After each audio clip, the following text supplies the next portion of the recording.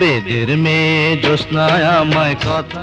বাংলা চলচ্চিত্রের রাজপুত্র ইলিয়াস কাঞ্চন, যিনি তার মেধা ও অভিনয় দিয়ে জায়গা করে নিয়েছিলেন ভক্তদের মনে, জয় করেছিলেন লাখো দর্শকের হৃদয়।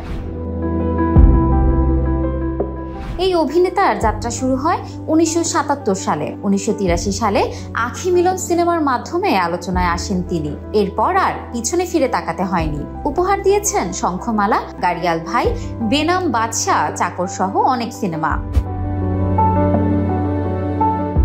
ইলিয়াস কাঞ্চনের বেদের মেয়ে জ্যোৎস্না সিনেমাটি বাংলাদেশের ইতিহাসের অন্যতম ব্যবসা সফল সিনেমা হয়ে ওঠে। তার অভিনয় দিয়ে অর্জন করেছেন খ্যাতি ও সম্মান। এত অর্জনের পরও একটা সময় অভিনয় জগৎ থেকে নিজেকে সরিয়ে নেন গুণী এই অভিনেতা। 1993 সালে এক দুর্ঘটনায় প্রাণ হারান স্ত্রী জাহানারা কাঞ্চন, আর এই ঘটনায় ঘুরিয়ে দেয় তার জীবনের মোড়। স্ত্রীর মৃত্যুর পর নিরাপদ সড়ক চাই মিশনের নামে এই অভিনেতা সেই বেদনায় তাকে গড়ে তোলে এক নতুন মিশনে। নিরাপদ সড়ক চাই এই আন্দোলনের জন্ম সেদিনই। এই উদ্যোগ শুধু বাংলাদেশ নয়, আন্তর্জাতিক মহলেও প্রশংসিত হয়েছে।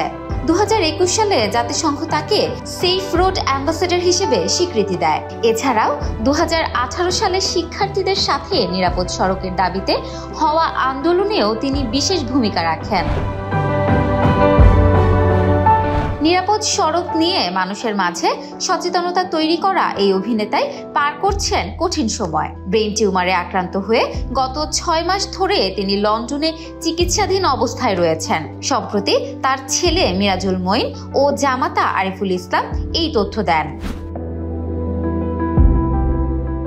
গত 5 আগস্ট লন্ডনে একটি হাসপাতালে তার মস্তিষ্কে অস্ত্রোপচার করা হয়, যার মাধ্যমে টিউমারের কিছু অংশ অপসারণ করা হয়।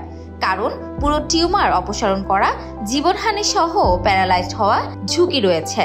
আরিফুল ইসলাম আরও জানান, টিউমারের বাকি অংশ রেডিয়েশন ও কেমোথেরাপির মাধ্যমে নিষ্ক্রিয় করার চেষ্টা চলছে। Desk report, campus Times.